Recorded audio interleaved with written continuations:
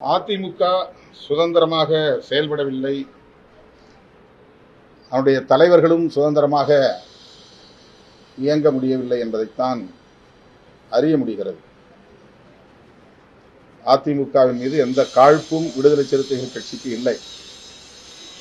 அரசியல் உள்நோக்கத்தோடும் இந்த கருத்தை நான் சொல்லவில்லை.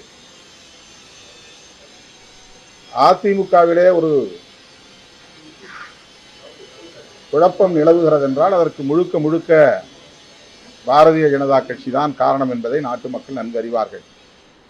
சசிகலா அம்மையார் அவர்களால் செயல்பட முடியாத அளவுக்கு முடக்கப்பட்டதற்கு யார் காரணம்? ஓபிஎஸ் அவர்கள் தனிமைப்பட்டு நிற்பதற்கு யார் காரணம்?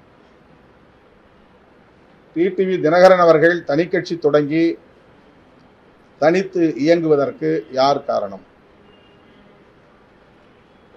செங்கோட்டையன் அவர்களை அதிமுக தலைமைக்கு எதிராக பேசும் அளவுக்கு உருவாக்கியது யார்? இந்த கேள்விகளுக்கெல்லாம் ஒரே பதில்தான் பாஜக. பாஜகவின் தலையீடுகளால் தான் அதிமுக இந்த நிலையை எட்டியிருக்கிறது. இதை முன்னணி தலைவர்கள் புரிந்து கொண்டால்